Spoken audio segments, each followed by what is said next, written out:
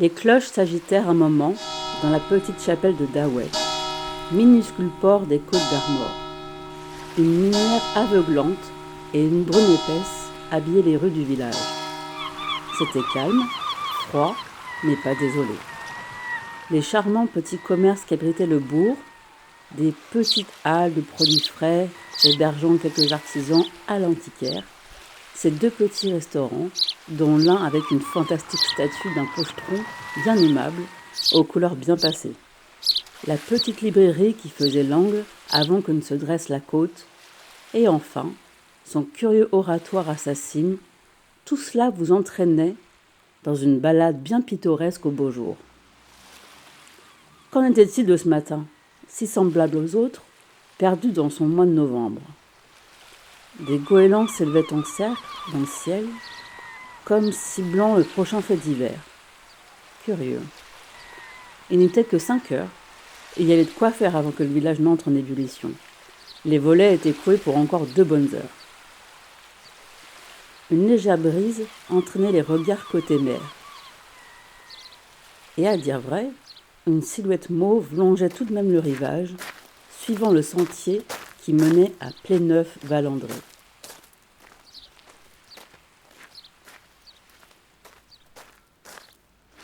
Voilà 5 semaines que je n'ai plus la conscience tranquille. Cela me suit partout et se dévoile au fur et à mesure. Je n'ai jamais été bien net sur mon image, mais je pensais avoir réussi, de ma cinquantaine, à m'être forgé un plastron bien solide, un monstre de transparence, histoire que les gens ne me percutent plus et ne me fassent plus mal. Je n'ai jamais été doué dans les relations humaines. Je vous ressassais chaque geste, chaque détail d'un échange. J'ai toujours ressenti cet écart et une improbable distance avec mes interlocuteurs. Cette torture morale m'a conduit à étudier et répondre de la façon la plus neutre possible, afin d'éviter toute incartade involontaire.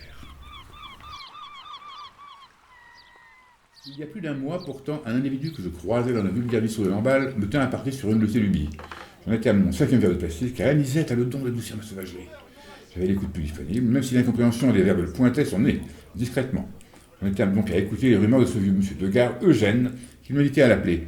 Eugène Degard déblatérait sur des lueurs étranges qui surgissaient dans le ciel aux orbes collinés. Autrement dit, 19h23. 19h23, ni plus ni moins. Ça passe en un éclair. Ah, il suffit pas d'en parler, il faut le voir pour y croire. C'est la ramdam. Et vous faites tout drôle dans la gorge après, et puis vous ne vous sentez plus tout à fait pareil. Et puis après, tout vous paraît loin, incongru, en trop. Je sais pas trop comment vous expliquer ça.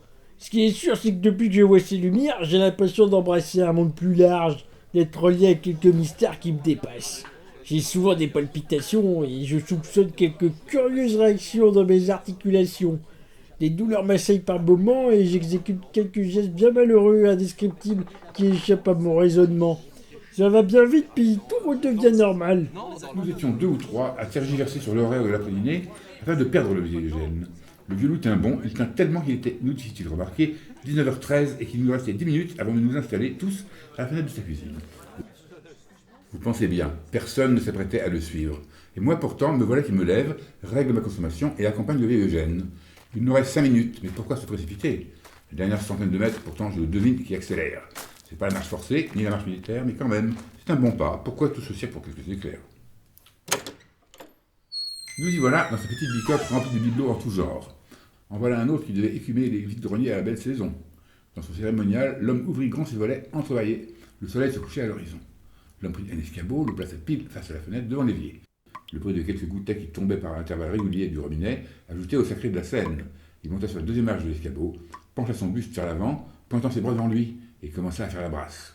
Interloqué, j'assistais à cette scène surréaliste. C'est comme si on les fait venir, chuchota le vieux gars. Alors ils nous viennent par vagues, il faut pouvoir les traverser pour ne pas s'y perdre. Je l'ai compris à la seconde apparition, ça m'est venu instinctivement. Rien ne se passe, je suis sceptique.